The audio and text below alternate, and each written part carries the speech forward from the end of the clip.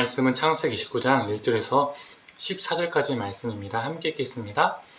야곱이 길을 떠나 동방 사람의 땅에 이르러 본즉 들에 우물이 있고 그 곁에 양색떼가 누워 있으니 이는 목자들이 그 우물에서 양떼에게 물을 먹임이라.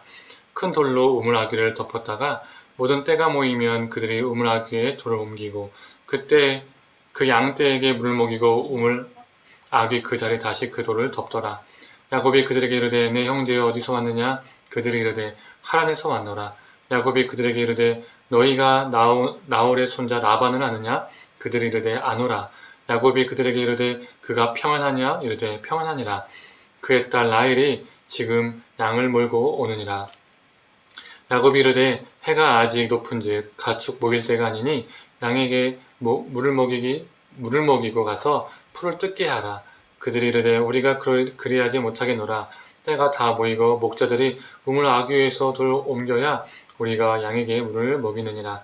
야곱이 그들과 말하는 동안에 라헬이 그의 아버지의 양과 함께 오니 그가 그의 양들을 치고 있었기 때문이더라.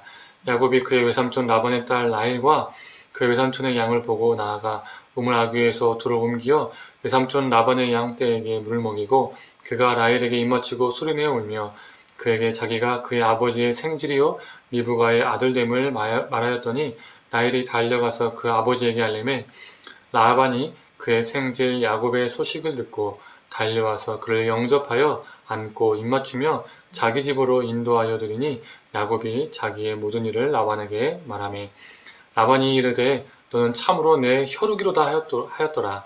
야곱이 한 달을 그와 함께 거주하더니. 아멘. 하나님의 은혜가 오늘 아침 묵상을 들으시는 우리 모든 성도님들에게 있기를 간절히 소망합니다. 야곱은 고생을 해서 드디어 자신의 외삼촌이 사는 라반의 집, 즉 하란에 도착하게 되었습니다. 그리고 그곳에서 라헬을 만나게 되었죠. 또 라헬을 통해서 자신의 삼촌을 또 만나게 됩니다. 라반이 야곱을 보면서 했던 말이 참 인상적입니다. 14절에 뭐라고 말하고 있습니까? 너는 참으로 내 혈육이로다 라고 말하고 있습니다. 표준 세번역으로는 이렇게 말하고 있습니다. 너는 나와 한 피부치다 라고 말하고 있습니다. 라반이 야곱을 향해 너와 내가 한 혈육이다.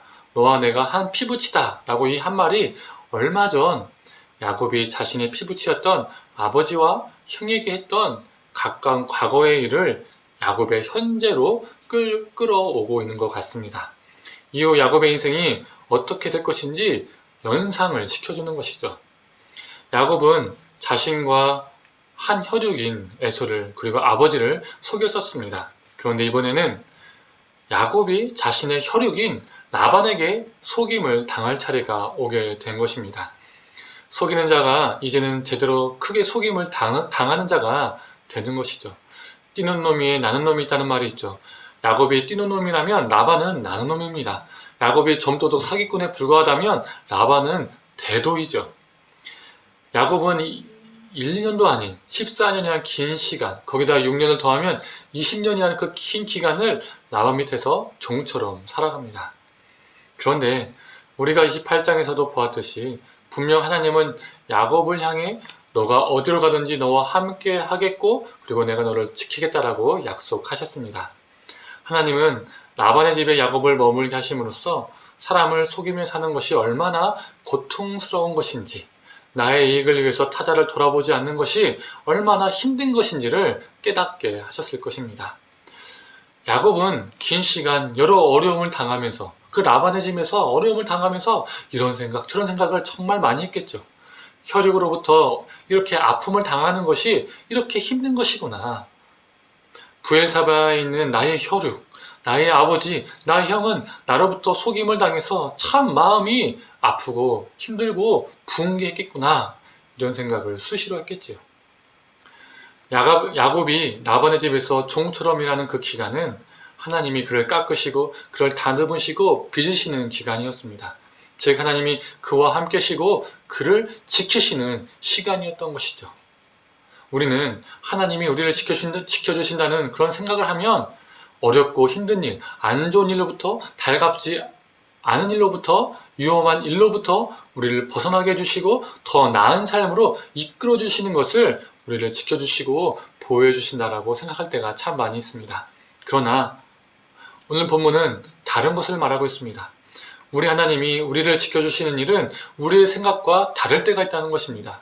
오히려 우리를 더 어려운 길로 이끄시고 그 안에서 우리를 다듬고 깎으시는 경우도 있습니다.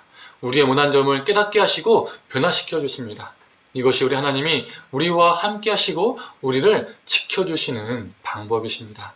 사랑하는 성도님들, 우리 하나님은 우리와 함께 해주신다면서 우리를 지켜주신다면서 우리를 때로는 달갑지 않은 상황과 환경으로 몰고 가실 때가 있습니다.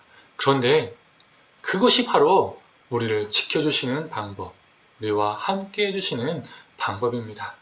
그 안에서 우리를 깎으시고 더 나은 존재로 우리를 빚으시는 기간입니다. 하나님께서 주관하시는 모든 환경을 통해서 저와 우리 성도님들 모두 하나님 안에서 다듬어지고 변화되어지는 그러한 존재가 되기를 간절히 축원합니다. 함께 기도하겠습니다. 하나님께서 야곱에게 내가 너와 함께하고 너를 지켜주겠다라고 말씀하셨는데 야곱의 인생은, 야곱이 라반의 집에 들어갔던 그 20년의 인생은 어찌 보면 참 험악하고 험난하고 고생길이었습니다. 우리 인간적인 생각과 너무 다른 모습이었습니다. 그런데 하나님, 이 메시지를 통해서 우리가 알 수 있는 것은 하나님 지켜주시고 하나님 우리와 함께 하신다는 것은 우리가 원하는 길로, 우리가 편한 길로, 우리를 더 나은 삶으로 인도하시는 것이 함께 해주시고 지켜주시는 것이 아니라 우리를 깎으시고 다듬으시고 변화시켜 주시는 것이, 하나님의 사람답게 살아가게 만드시는 것이 우리와 함께 하시고 우리를 지켜주시는 것이라는 것을 오늘 본문을 통해서 깨닫게 됩니다. 하나님, 우리와 함께 하여 주시옵소서. 우리를 늘 지켜 주시옵소서. 그 안에서 우리를 다듬어 주시고 깎아 주시고 정말 하나님의 사람으로, 참 사람으로 하루하루 살게 하여 주시옵소서. 감사드리며 사랑에 많으신 예수님의 이름으로 기도드립니다. 아멘.